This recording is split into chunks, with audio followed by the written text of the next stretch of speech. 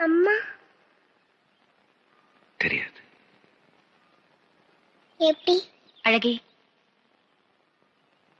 எப்படி?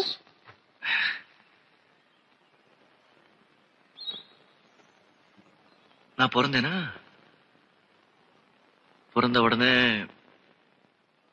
எங்க அம்மா என்னை தூக்கி பார்த்தாங்க. நான் கருப்பா இருந்தேன்ல, எங்க அம்மாக்கு பிடிக்கல. ம், தோ இங்க தொங்குது பாரு ம், இந்த மஞ்சள் துணி, ம், அதுல என்ன சுத்தி ம். தூக்கி போட்டாங்க கூடுசு வண்டியில்.